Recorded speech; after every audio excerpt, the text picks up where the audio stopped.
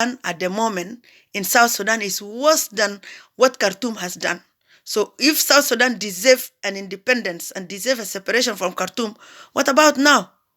Then some of us in Equatoria, we say we can deserve an automatic independence, automatic separation. We don't need even a referendum. Because whatever you have done, Khartoum has never done that to South Sudan. So how about that?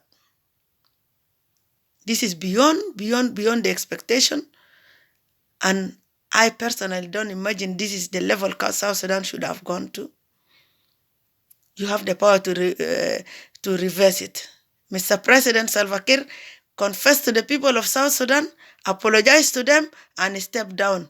They may forgive you. But you don't do that. You have to know you leave this world one day without being forgiven, with all the damage you have done, and nobody will forgive you, and nobody will like to remember you. How about that? You don't want to be remembered in history as a good person. People of South Sudan really respected you, but you let them down. You let them down. And today, we have seen the letter written by the officers. That's a good step. Yes, officers, you are part of citizens at the end of the story. When you retire, you will be a citizen. Tell the president the truth like that and let him step down. But the government shouldn't go to another Dinka because people will not trust it again anymore. Because you collectively prove yourself to work together and do wrong things. Approve the wrong things to happen in the country. Equatoria as a whole region is being ignored, disregarded, not having a say in whatever is happening in the country. And we say we want to stay there by force and we want to crack people who are making revolution. People are becoming opposition because there are bad things happening in the country. They want to speak. They want to talk. And by the way, me personally, I have to tell you today, since the 31st of October 2016, when my house was raided by armed men, from that day, I am not part of the SPLM. That's my resignation date. After 20 years of being a member, I have nothing to do with the SPLM, by the way. You go ahead, do your confusion. I'm not part of it. And I need to be decent. There are so many ways I can help South Sudan and I can contribute to the people and to my people, not only through the politics, by the way. Unless if someone doesn't have a creative brain and want to rely on something else, but some of us can do multitasking. we can be creative to do anything, even just be an advisor and raise awareness in the community. That's a big thing to do. It's not being in parliament, it's not being in politics. If you are a leader, you can be a leader in any level, even in the kitchen. It's not only politics that can grant me to make a change or to contribute to saving my people. I can save in so many ways. We can be more dignified and humble. And today, I want to say, let the people have peace. Restore the country. Let the country go back to peace. You continue like this, nobody's going to remember you, all of you in the leadership, nobody's going to remember you as leaders of the country. You don't see how Omar Bashir have ended in prison. Where is Mobutu Sese Seko today? Where is Gaddafi? Even Gaddafi did very good things in Libya, by the way. He transformed Libya. But when you overdo things, people will lose interest. So then let yourself to reach the level of what happened to Gaddafi if you want to rescue yourself. Because the citizen will one day be fed up and they will rise. It's not the guns, it's the people. If they can close their mind. Look at what is happening in Malakal. Is that really acceptable? It's not acceptable. So the army that have signed, the officers that have written a document, stick to your words. Don't raise your hands against any civilian because you're supposed to be their protector and not their killer. No matter which part of South Sudan they are. They are South Sudanese. They are created by God. They deserve life. We cannot even respect the Holy Week, the most holiest week of the year in Christianity. So now which religion are you following? I understand people don't go to church anymore because of the bad thing, because priests criticize. But they criticize because it's their duty to speak against injustice, by the way. They were speaking during the Arabs. They were criticizing and challenging the Khartoum government. So why can they not challenge today? The church have all the right. It was the church that was defending the people, and the church will remain to defend the people. They don't have any interest. They don't want to sit on those political positions, but they have the right to speak against injustice. They have the right to speak the truth, pure truth, nothing but the truth, and the truth will set us free. The truth will set us free. The truth will set us free. Let's fear God. Let's respect the people of South Sudan. Let's respect their right to life. Let's respect their life to live in a dignified life and manner. And let's respect their basic right to food, to shelter, to life, to health, and to education. The international community, I'm telling you that the government need to be totally changed, removed, and a new government need to be installed. And I want to also answer what Dr. Peter Biar said, that we need to go for election, and Museveni said we need to go for election. No. And Museveni is not knowing the nitty-gritties of what is happening in South Sudan. He doesn't know the inner things. He is not the final say to decide whether South Sudan can go for election. And my brother Peter Biar, you are being taking us to a wrong direction. Election is not the time for election. South Sudan doesn't have a conducive situation at the moment to take people to election. We need the international community to take over this country. 5 to 10 years to sort things out. At least 5 years to put things in order, then we can go for election. And if SPLM is still credible enough, let them come and prove themselves to win that time. If they win, then we will know that, oh, okay, maybe people wanted them. But if they are going to rig the election, then it's not going to be possible. You have brought the wrong leaders. That was why some of us contested as independent candidates, because you cannot impose someone who is a wrong person to the community to take the seat. That's why we wanted to challenge it. You brought all wrong leaders all over. Counties, in the states, everywhere. Wrong people, opportunists into the government. All the NCP are now the leaders of the SPLM. They are the one leading the country. How do you think those people who have been fighting in the war and suffered are feeling? How do they feel? They are completely forgotten, ignored, not recognized as members of the party. And then you hand over. You used to talk that the people went and took the uniform of the SPLM and put it on. And you know about it. The NCP came and took over, and you still give them to take over the leadership. So who is supposed to correct that? Who is supposed to correct that? It is the SPLM to correct it. Recognize your own people who have suffered with you in the trunks, who have suffered with you in the rains, in the forests, in the bushes.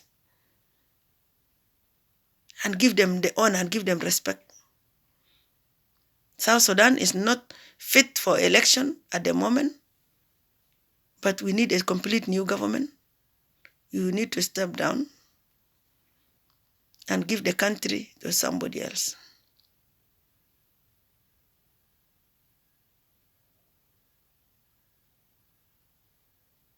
Enough is enough. Enough damage has been done. We don't even have the head to raise, to walk on the street, to say we're South Sudanese. We are not proud anymore of being South Sudanese, because we have literally shown the worst part of what we could show as a people. What's happening in South Sudan is worse than Rwanda, by the way. Because people die in bits. But the situation is worse than Rwanda. Rwanda was a one blow and it stopped and they went straight And now they are one of the best countries in Africa. What are you learning from Rwanda? Nothing. Nothing. Why should the people be butchered? Why people are being butchered? Dying every day. People are not safe. People don't travel. And we claim we are in a leadership. That's a shame. That's a shame.